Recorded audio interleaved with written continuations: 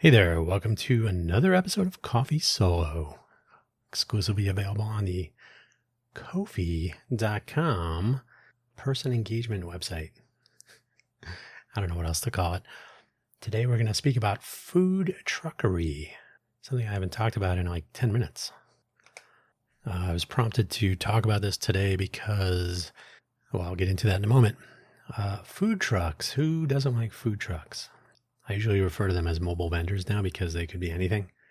Don't necessarily need to be food nor trucks. Mobile vending. I'm from New Jersey, so we certainly encountered street food vendors in the area, especially when we would visit Manhattan, Central Park, the streets of different parts of New York City. Not completely new to the topic, but the notion of a food truck, the pejorative roach coach, the lunchero, I think everybody has seen these. I think everybody's kind of familiar with them. Some people have concerns about them. Are they clean? Yes, they get inspected by the health department. They're supposed to be clean. Obviously, keep an eye out for suspicious circumstances. But anyway, food trucks, yeah. So I think it was about, when was that? It was like 2008, probably 2008-ish or so. I was at my credit union in Sunnyvale, California. Person at a teller, I guess. One of the tellers said something like, "Hey, do you like food trucks?" And I said, "Sure." She said, "Oh, my friends are launching their new food truck, Big Shrimpin', big with 2 G's. I have a certain appreciation for doubling consonants. So yeah, they're launching their food truck at Edgewood Eats, Edgewood in the Palo Alto area. It was some sort of a grocery store, I think, had closed. The parking lot was available. It was in kind of a neighborhood area, and sort of tucked in there was a food truck event every week, I think it was. So yeah, Edgewood Eats. Like 10 or 12 food trucks would show up. It was quite a festival. And it was kind of quiet, low key, but it was pretty well done. Nice rotation, nice variety. I can't remember if they charged money. I think the organizer would charge a token. I don't know if they did the full usual. It was usually like $25 plus 10% or something like that. And that was mostly for advertising and whatever other fees. I don't know if they needed a permit. They might have. Either way, Edgewood Eats. So I went over there and I checked it out, and I was like, "Oh, this is pretty cool." And met the Big Shrimpin' guys, met a bunch of other people, a whole list of food trucks, in fact, a growing list. And I think many of them still, whether they're defunct or not, probably still follow my old Twitter account. Twitter used to be the way you found food trucks. And back when Twitter was still developer friendly, you could say, they had some pretty interesting features. You could geotag the tweet, which meant you could geotag a tweet into the future, which is something I was looking at for a reason that I will describe now. So food truck people would be out and about and try to find them. Good luck. Mostly Twitter, Facebook was becoming a thing for that.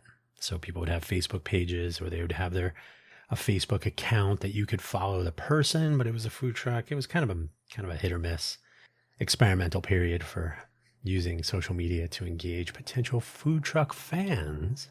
So it was like, am I following the food truck? Did they update their Twitter account?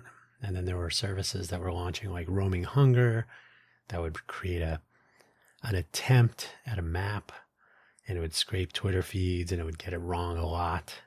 So that was a problem. A few other services like Food Trucks In and Roaming Hunger, and one or two other ones were floating around. So you could use these services. You could just follow your favorite food trucks on Twitter, or less likely Facebook. And then Instagram is also becoming a thing, and now it has sort of taken over. But there was a really good, I'm a software developer, right? Not just like Roaming Hunger was built by people who just wanted to book food trucks and get a percentage. So they built a tool that they felt would be necessary to reach out to food truck fans. Food Trucks In, I think, probably had maybe a little bit more base motivation, maybe more food truck fans than just out for the money. But of course, everybody's out for the money, unfortunately. So as a programmer, as a software developer in Silicon Valley, I was like, seems like there would be a better way to do this. And so I started looking at things like automating Twitter posts that would go based on a schedule that the food truck owner could plan ahead, plan into the future. Then you could geotag the tweet with the destination, right? We will be here tomorrow with a map. And again, this is when Twitter used to enable geotagging, and you could, I think it was pre-Twitter cards, but you could still you could include a link. So you could include a link to a map or a link to a picture and then geotag it, and all these different ways of, so I was exploring all these ways. So you could literally have an event that was large, like in a parking lot, or bigger. Maybe you were tucked behind a building, so you wouldn't be immediately visible. And if you just went to the building based on the postal address, it doesn't really help you. It's like, oh, what if you could tag on a map exactly where you are and show that? So I started bouncing some ideas around, all the while, visiting food truck events, getting the lay of the land, talking to various owners. And so I started identifying pain points. I would talk to food truck customers, food truck fans. You see the same people over and over here and there. Obviously the owners, the food truck event organizers, people who would schedule and organize food truck lunches and so on. And that was a big thing. Actually, in the Bay Area, South Bay, in San Francisco, it was also a big thing. But in the South Bay, as Silicon Valley was becoming Silicon Valley, so post 1993-ish, you'd have all these little, what are they called? Flip-up office parks, flip-up buildings or whatever they're called. So small buildings in little office parks, and walking distance, within blocks of each other, like multiple little clusters of small startups, and they don't have a restaurant nearby. It's all office parks. So suddenly, we can just have food trucks come by. So you'd have food trucks within blocks of each other. So it's almost like a little food truck event at lunchtime, almost every day. So if where you worked booked a food truck for lunch, and usually lunch bookings were totally free, right? Just show up, park, and people will come out and eat. So if you're a food truck owner and you go to a small business and you're like, I need to have 100 customers, I think maybe 150 is probably, more is always better, right? But there was some cutoff. It depends on what they planned for. And if they knew it was going to be a slow, maybe the startup had 25 people or something, they're like, okay, well, we'll bring enough for 50 and hopefully, we'll see what happens. Drive-by traffic and so on. So I started talking to people and I said, it'd be interesting if other people knew that there was a food truck nearby if they wanted to go to lunch or something. So those geotags were interesting because now, even if you weren't following a food truck on Twitter, and there was a chance you could pull up just food trucks nearby. And Roaming Hunger would try to do something like this, but again, they would get it wrong. But the big thing was Roaming Hunger would usually tell you who was booked where today. And I started wondering, well, what if you could tell people where you were going to be tomorrow? And then I would always, I would talk to customers a lot, and they didn't really know how the business worked. So they were like, what if I just get a food truck myself? Could I just park anywhere?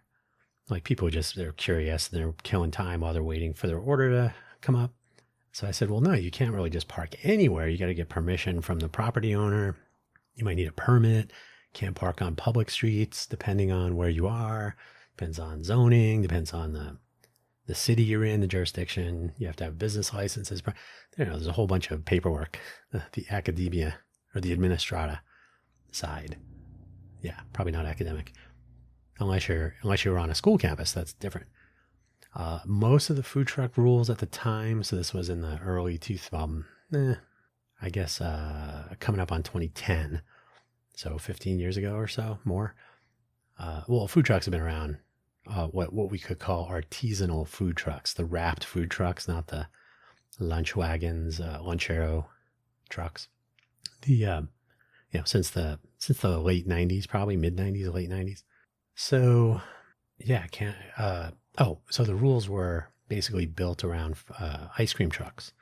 So if you were creating a food truck concept, and you went to the health department, you went to the city to get a business license, they would basically say, well, you're covered by the same rules as ice cream trucks, so you can't be within 1,000 feet of a school and some other strange rules. And it was mostly because nobody knew what to do with mobile kitchens, which is how California classifies a food truck. So I started talking to food truck owners. I said, what if you could tell people where you were going to be tomorrow? And what if the other side of the coin, because most people would see a roaming hunger, they would see food trucks and they figured, oh, you just go wherever you want. And you just show up on a map. But the other side of that coin is, well, what if I want to contact a food truck, or I want to have a lunch every day, every week, and I want to kind of cast a net. I want to create an event and have food trucks. Maybe you could say bid on it, but you want to have some variety. Nobody was really doing that. Certainly not for free. So I said, I started talking to the owners and I said, do you think it would be interesting if you had a tool that was built not like Roaming Hunger, which was built very explicitly to enable Roaming Hunger to do the bookings, right? They would get a commission on booking, and they would use this scraping as a sort of a marketing tool, right? To raise awareness of Roaming Hunger. You could tell that they were doing that because the icons they would put on the maps were all their logo. So a little Roaming Hunger food truck, Roaming Hunger food truck.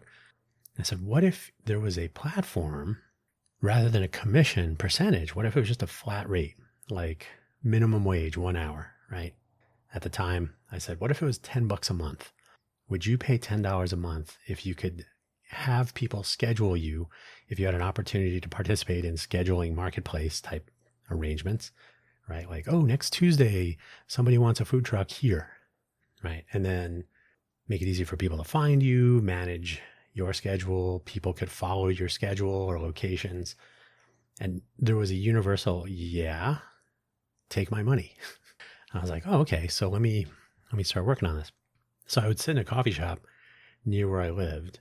I think by this time I was I working at I was working at Palm, and I think they basically laid people off, or they were about to lay people off, or whatever the case was. So I think I was between there and Jawbone, or maybe I was working at Jawbone.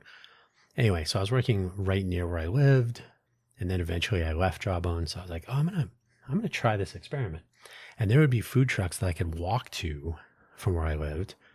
There were about 2 or 3 spots where I could just walk over and see who was there and talk to them. So I used to do that almost every day, like every day when they were there. And we would talk about things like, what do you think would make your day easier? What do you think it would make it? How can we make it easier for people to find you? I would talk to customers and everything. So I was really kind of curious.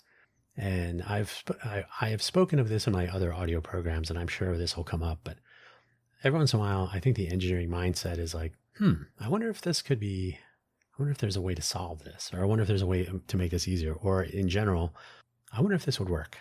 Let me see if this would work.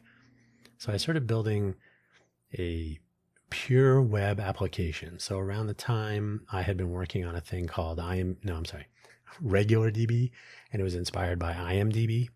So the Internet Movie Database, imagine you can click on or you can search for a movie, for example, and it will tell you the search results. Well, here's a list of movies, and you select one. It'll tell you who all the cast were, the cast and crew, and various other pieces of information.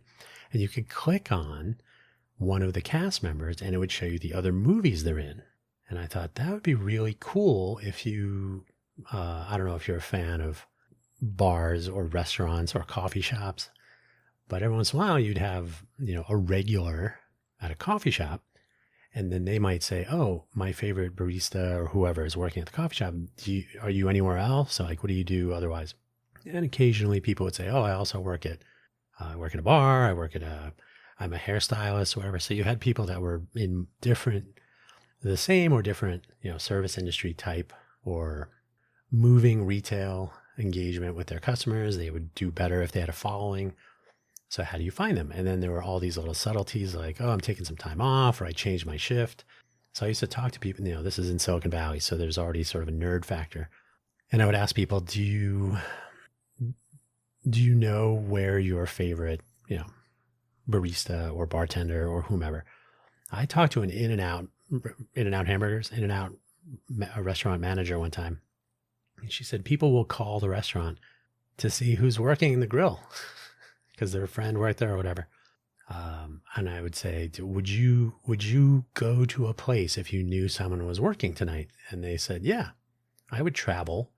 I would make a selection for my evening plans based on who I knew who might be working wherever, right? Oh, I might go to Palo Alto. I might even go to Santa Cruz.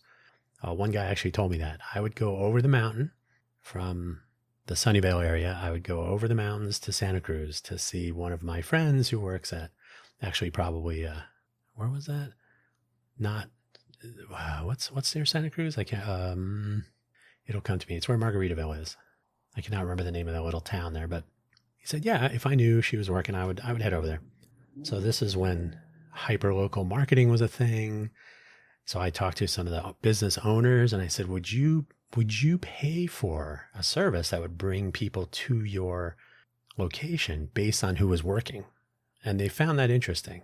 Like, because bartenders have a following, baristas have a following, hairstylists and estheticians in general. Everybody has a following, right? If you have a customer engagement, performative, or if you prepare beverages or whatever it is, right? So you have a following. So how can you stay in touch with your following? This is before Facebook pages. So I used to say, do you want all of your customers to follow you on Facebook? And they're like, no. So there was no, there was no direct engagement with a customer, with a regulars, right? So how do you connect with your regulars so that they know where you're going to be into the future and manage that? And then correlate that with some advertising, hyperlocal advertising, because my view was I don't want to charge a bartender who's not raking in the dough. The business should pay for that because ultimately the business will benefit from more foot traffic and so on. So that was the business model, and people actually appreciated it. I used to talk to some small business owners. They said 75% of our phone calls are who's working, right? Especially if it was a bar, coffee shop, anywhere where there's like a social element. I would always say the bartender, the barista, they're like the captain of the ship. They're kind of driving the thing and all that. So people would actually make their decisions based sometimes on who was working, who they knew, cheers, right? Everybody knows your name. So that was interesting. And I did get substantial interest from this, but then I started, when you dive in a little bit and you say, okay, potential user of the service, right? So this would be built for service industry folks, bartenders, baristas, chefs, whomever, or it could be entertainers, could be anybody. Are you going to do the work that you would need to do to maintain this? And they're like, well, I don't really have to work to get customers. They show up anyway. So there was a little backpedaling. Now I didn't experiment across a statistically significant population of bartenders and baristas and whatnot. But my sense was there was an cool factor that would very quickly give way to, I don't want to have to keep entering my schedule. I don't want to have to tell people where I am. There was this is a stalker tool. And I said, stalkers already know where you are. They don't need an app. But in the meantime, in developing this thing, I had all kinds of design ideas. For example, I designed it completely before the mobile web, progressive mobile web apps and things. Before that was a thing, there were tools. I eventually went with jQuery Mobile, if you're familiar. I tried different front-end JavaScript libraries and whatnot. Having worked at Netscape, I was certainly familiar with this stuff. I was more back-end at Netscape, security, server-side security and stuff, encryption, secure email. But, the web, I was familiar. So I was building a mobile web browser tool that would run on just about anything that had a web browser. It would run well enough. Little features like a personal splash screen of sorts. So if somebody said, I watched this happen, like, hey, what's your name? So we know when we come back here next time, right? Hey, bartender, what's your name? So we can come, or when do you work? So the bartender could hold up their phone, which at the time tended to be a BlackBerry. Later it would be an iPhone. So I made it so that this little splash screen would fit on a BlackBerry very comfortably, or larger displays. And it was essentially a QR code and their photo and the name of the person, whatever name they wanted to give, the date, the location. So here, take a picture. So the person, even at whatever their state of mind was at the time, they could later say, "Oh yeah, we were there. Oh yeah, okay, that was Jane Smith or John Doe." And oh yeah, that's right, we were at that one place that one time. Okay, so QR code, if they had the tools, you could in some cases you could tap on the QR code. Today, of course, everybody with a modern mobile phone can just tap on a QR code in the camera live preview screen, and you can follow the URLs and stuff. So all that was good. Profile pages, private following lists, all the usual stuff. But I got the sense that like, I'm going to have to convince the business owners to pay for this after I convince the the bartenders and others to take an interest.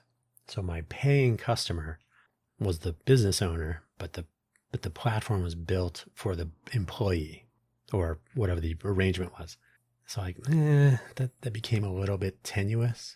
So I went to this food truck event and I said, so instead of building for employee, but trying to get money, my customer would be the business that they worked at, but I was building it for the employee, right? Because a person wants to follow the employee to wherever they're working, whatever their shift is, if they're taking some time off, et cetera, all the different scenarios.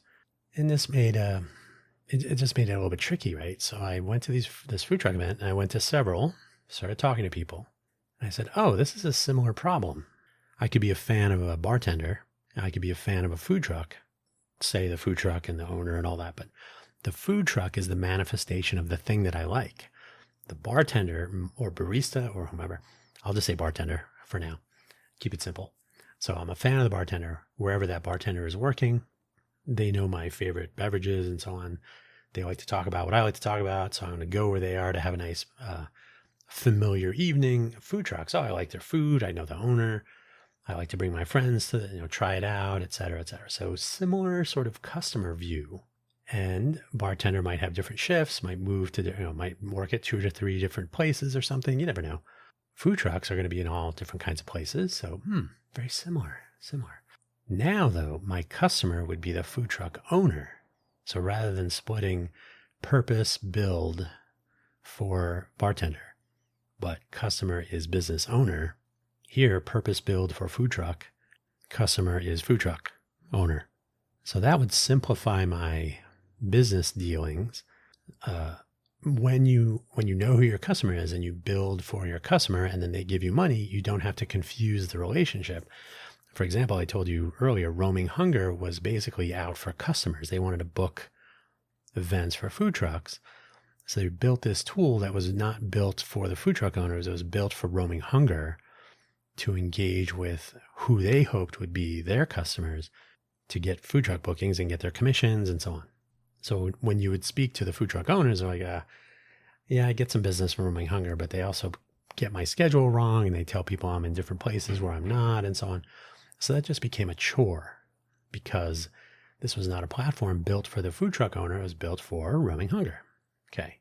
So my view was we should build, we being me, a platform that is purpose built for the food truck owner to develop business. So the relationship between the food truck owner and the venue or the organizer, the booker, right? So make it easier for the food truck to get business locations where they could operate, and then make it easy to advertise those locations and their current menu and other such things to their fans and followers. So at any given time, you would say, oh, I'm a fan of this food truck. I know they're going to be over there next week. I know they're going to be near me next Friday.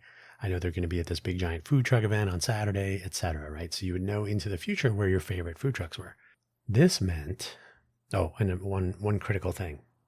Up until a particular moment, I had been thinking, I'll build a better tool for food truck owners. They will be easier to find for people who want to book a food truck event and so on. So I was still building it for food truck owners to communicate with their customers. And then I was having a chat with Matty Diesel, golfer, and his wife owned, it was called Hose on Wheels, House of Siam on Wheels. So Thai food truck. Lovely, lovely owner. Maddie was a little weird.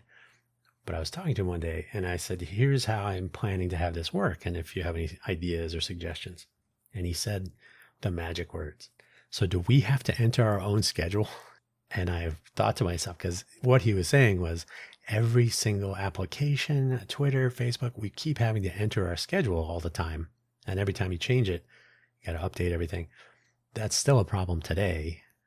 If you post an event on Meetup and LinkedIn and Discord and Eventbrite and Facebook, and they don't talk to each other. So now you got to go and fix everything if you change it. So I said, that's a good point. If you can have somebody else enter your schedule, like the booker, like, okay, we're going to book you for our location next Friday. That should just appear on your calendar and should power these engagements.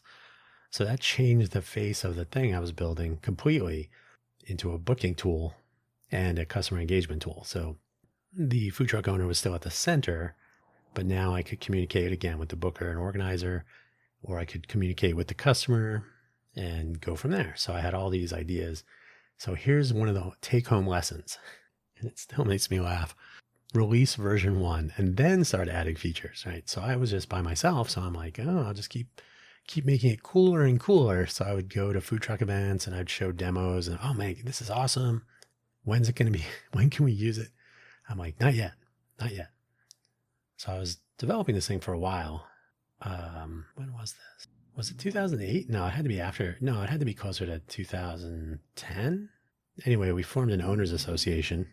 Why? Why would I do that? Well, when you have an owners association, you have a phone number and you have presence, so that if I'm looking for food trucks, I would say, oh, who do I call to book a food truck? Well, you should call the owners association because they're not going to try to take a commission and whatnot.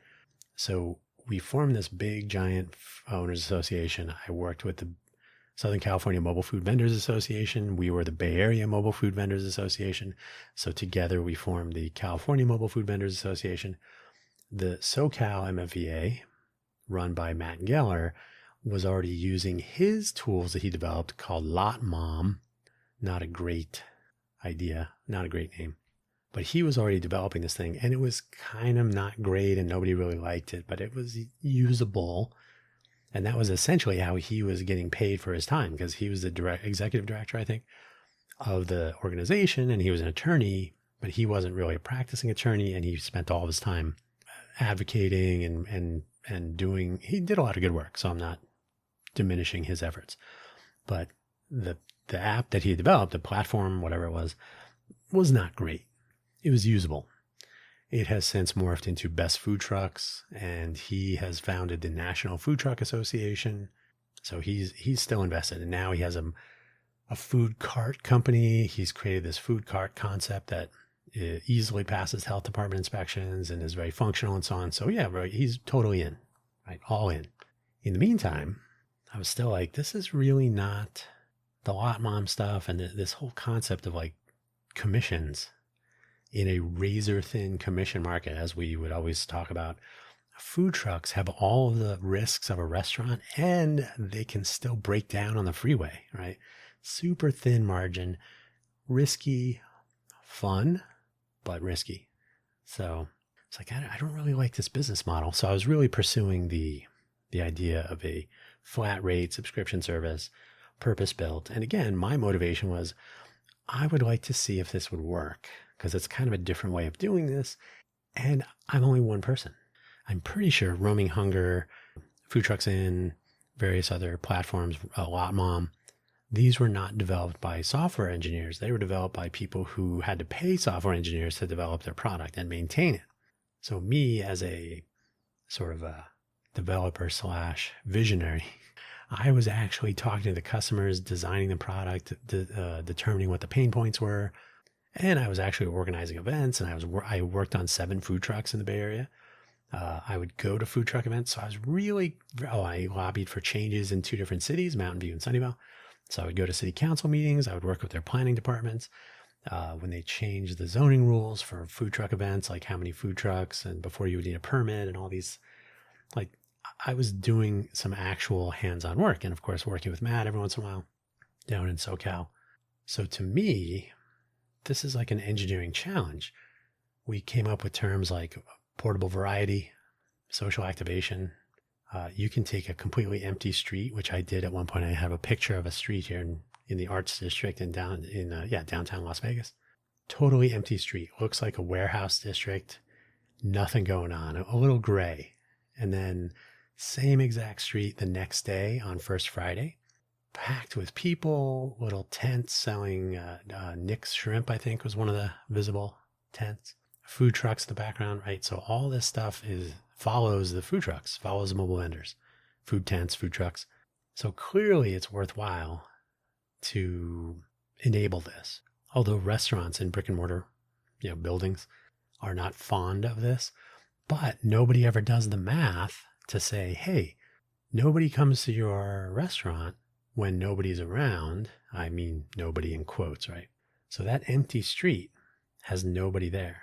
Why don't you have, and this has been done, why don't you have a tent on the street there that has some of your food from your restaurant, and make sure you tell people, hey, why don't you come here, anytime in the next 7 days, you get 50% off or whatever, right? So it's a great inbound marketing tool.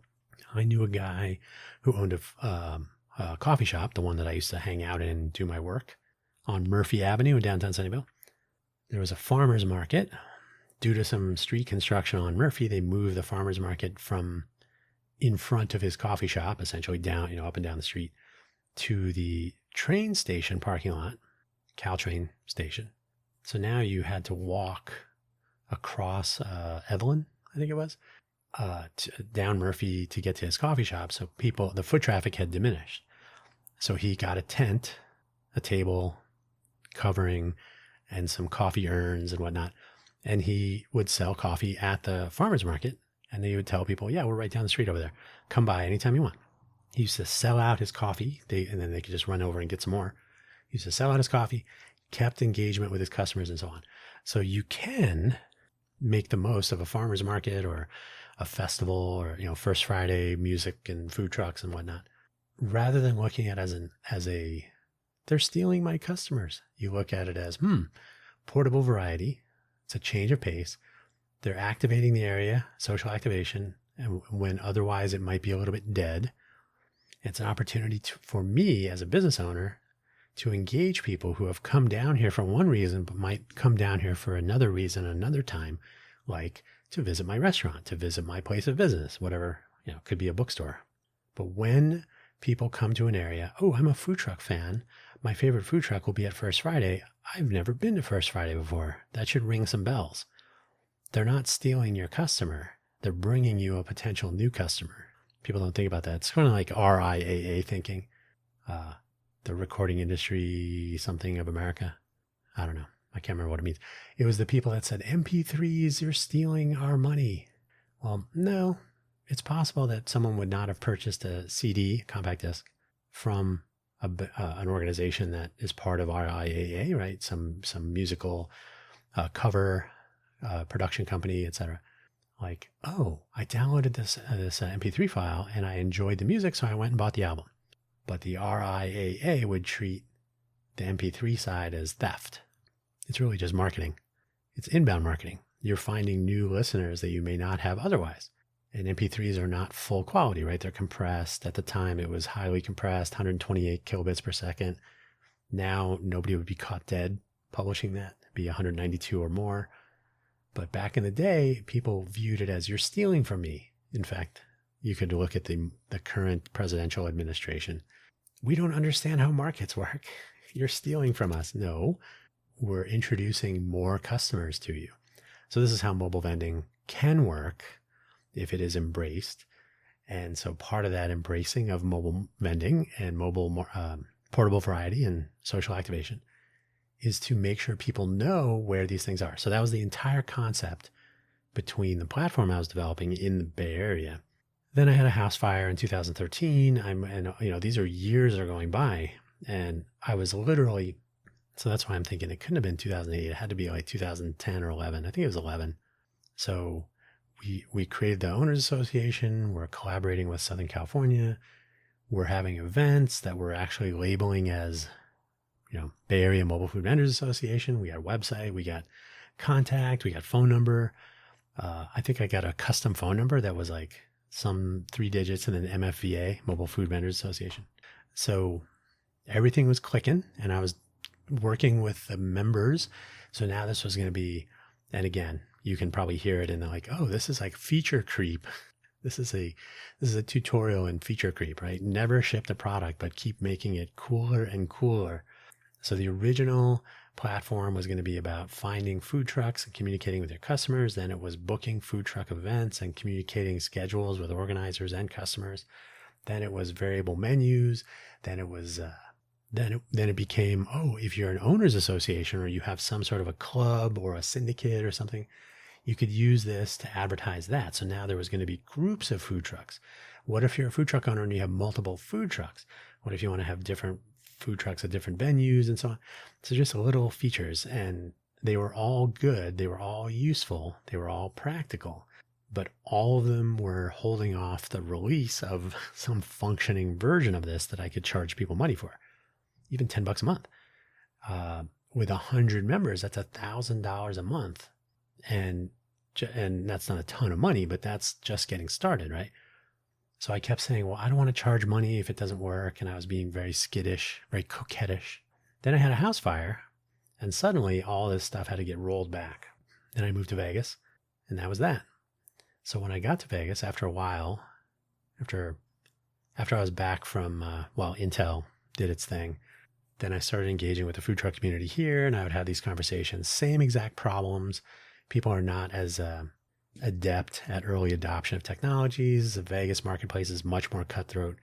The Vegas brick and mortar establishment, the National Restaurant Association, and the local health department, none of these people none of these agencies appreciate, or support mobile vending. They're pretty adversarial.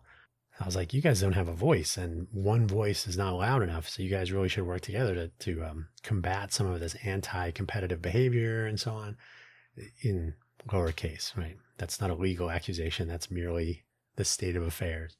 So yeah, we created the Nevada Mobile Vendors Association. Now you didn't have to be food. So you could be farmer's market, you could be selling crafts, you could be selling things like honey, which are food, but you're not preparing food on site. You're selling in jars and stuff. You could have a food truck, or you could have a fair truck, as I call it, FAIRE. Maybe you're selling clothing, and there actually were a couple of those in Vegas. Maybe you're selling other things that are not food.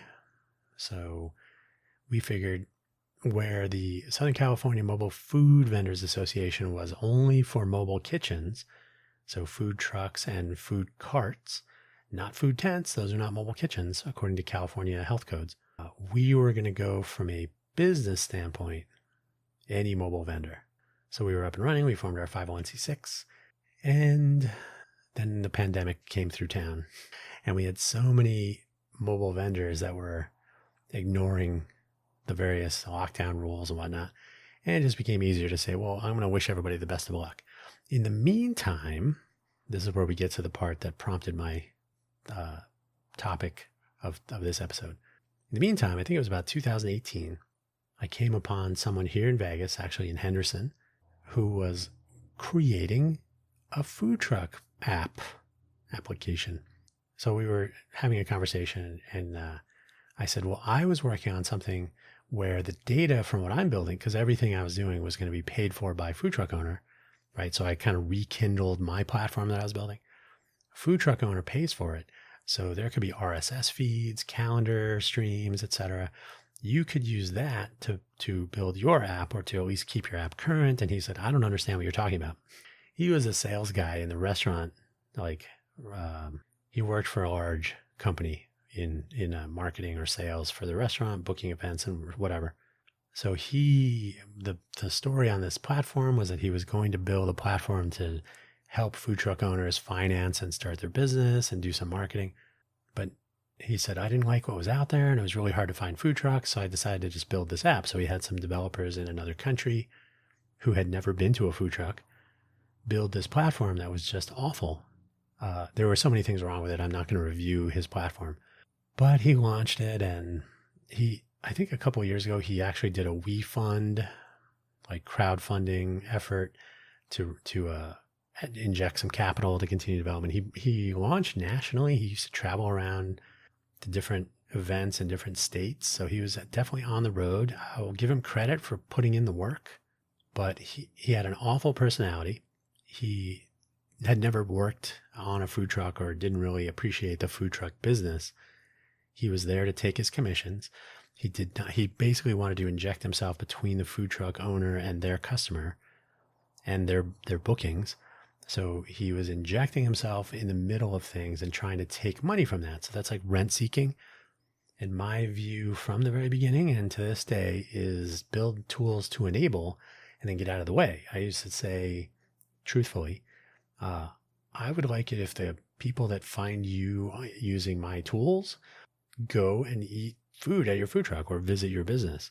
I'm not interested in taking money from them. I'm interested in you paying for that, a flat rate, so you know exactly what you're spending. I'm not taking from your profits. I'm taking from your operating cost. So $10 a month. Everything's automated. I'm not going to try to call your customers. I'm not going to inject a sales outreach or anything. This is a relationship between me and a business owner. I'm building tools and workflows for the business owner who is giving me money.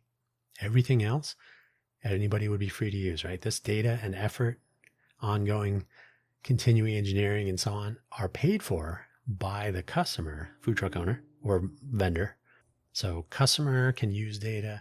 Hey, you want to embed a list of food trucks at an event in a newspaper or a blog or news coverage? That was one of the things that always galled me, still to this day. Hey, there's a new food truck event in downtown Vegas. Okay. We're not going to tell you anything about any of the vendors that will be there because we don't know how to find them. We don't know how to provide a list of them. The person that's running the event has like a Facebook page. So that's just updated whenever. You can follow them on Facebook, but the Facebook page doesn't have good information about the vendors. The person organizing the event is really interested in getting their money from the vendors. They want their, what was it at the time now? It's like $25 plus 20%. It's kind of a rip when you think about it. So restaurant business is already thin margins. Plus, again, your food truck could always break down. So all the risk, very little reward. So my view was, you can have the food truck event. I'm not trying to horn in on that, but you should promote the people that are enabling your food truck event. I've had this conversation with the First Friday Foundation of downtown Vegas, FFFLV, First Friday Foundation, Las Vegas. I said, hey, if you have this giant event and you just say, and food trucks or and food, because they're not all trucks, you're not helping any of the vendors who are paying you $400 for food trucks and something $150 for tents or something like that. Like you market the band if you have musical entertainment. Why are you not marketing the food trucks? Shouldn't you provide a list of the food trucks and how to find them at other places and so on? They just couldn't be bothered. So in my model, those tools are available to the organizers for free. And it's minimal, but it's like, here's a list of food trucks and all the links and contact information and current menus and everything for every vendor that you have booked. You book the food trucks through the event, through the tools. So you have a list that you can manage. It's on a calendar that you can manage, but it enables the generation of that list for people to embed in blog posts, to put in news coverage. Hey, what was that food truck that we visited last night? I can't remember. Guess what? No one gives you, well, I haven't checked lately. No one gives you who was where yesterday. What was that pink food truck we visited 2 weeks ago? Good luck. But in my view, that calendar data should always be available. Oh, let me go back to that event. And here's a picture. Oh, that's the one. It was the pink Kool-Aid truck or whatever, right? So that was always my idea. Now, what prompted me to talk about this today? One, I noticed that the website for my adversary, I didn't really like this person on a personal level. He was kind of a jerk in my opinion. So I just randomly today, every once in a while, I would check the site to see what kind of food trucks were signing up. The only owners using the site were new. So they would get their free trial period and then they would disappear. So then they were never shown as operating anywhere. The site itself was a mess. So great. So I randomly visited the site today. Oh, it's a parked page from a hosting company. Like this domain has expired or this site has expired. So then I went and checked the domain and I'm like, oh, it expired this morning. Interesting. So now the question is, when will I launch my platform after so many years? So that fits into, and I've talked about this in my Cafe Genius Impresarios audio program, the need for a better information awareness platform at city scale. So to me, mobile vending, portable variety, social activation should be a component of any sort of community newspaper, community newsletter, community resource website, any resources that you can share with people in a community, small c. So geographically near each other, cities, county, unincorporated areas. So Vegas has those. So we should be able to say, oh, which food trucks will be at First Friday? And I don't need First Friday's cooperation. Over time, I realized that some organizers are not going to care at all. So enable the owners to sort of have a proxy First Friday event or wherever. And then various applications of some of the data, the calendars and so on, to make it really easy for someone to say things like, who's going to be at First Friday?